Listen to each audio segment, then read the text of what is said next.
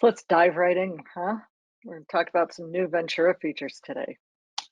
Yeah, we're super excited. macOS Ventura comes out on Monday, October 24th. I would expect it around the middle of the day. Traditionally, I think it's 10 a.m. Pacific, 1 p.m. Eastern is when we start to see the updates start to flow out of the Apple CDNs there, and your systems will start to report if they don't have a major delay. That macOS Ventura will be ready for you. That's macOS 13, lucky number 13. And we're going to dive into a bunch of things. I think the biggest thing to recognize as part of the Ventura update is what it can run on. The list this year is a little bit different. It's actually after a couple of years in a row that didn't remove eligibility from any major Mac OS, or excuse me, from any Mac device. We've got a pretty wide spread of systems here that are not supported this year. The dividing line tends to be somewhere between 2017 and 2018, with the notable exception of the venerable 2013 Mac Pro is no longer supported. And so there it is the 2019 and later version of the Mac Pro. That's the big chonky tower with the awesome air holes. So if you have any cylinder Mac Pros in your environment, you can bid them adieu. They will only run Mac OS Monterey and before.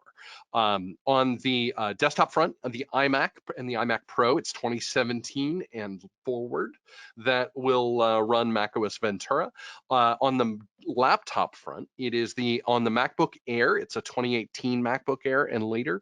On the MacBook Pro, it's the 2017 MacBook Pro and later.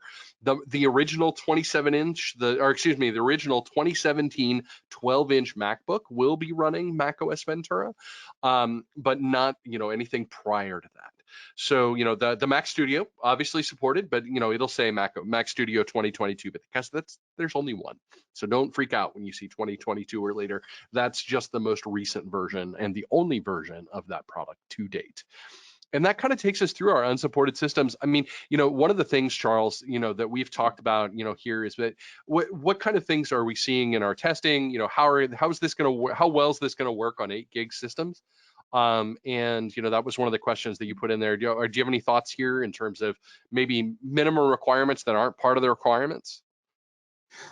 Myself, I haven't really delved into it too much with, pushing the boundaries on even on Monterey. I haven't done a lot of sort of high performance kind of stuff, video editing, that sort of stuff myself in the last several years.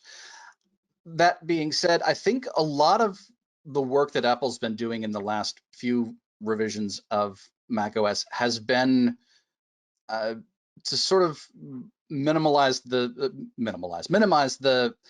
footprint on some of those systems that did ship with 8 gigs. And I don't know how much is bound to the the processor or the memory anymore, with so much being pushed to things like the GPUs and spread out to multiple cores and all those systems. And I think the oldest system that you've got on the supported list is from 2017. Is that right? Mm-hmm. Yeah, that's right. There are still a few of those that are 8 gig. So I was going to say it might be time, and now at 5 years out, to maybe consider a retirement policy for those systems. Yeah. In some ways, it's not so much bound to the 8 gigs as how fast is the SSD. I'm actually struggling in the background right now to reinstall Monterey on my iMac that has a Fusion drive, and the advice is, well, if it's got spinning metal in it, probably time to retire it, regardless of its age, just because APFS works so much better on the SSDs.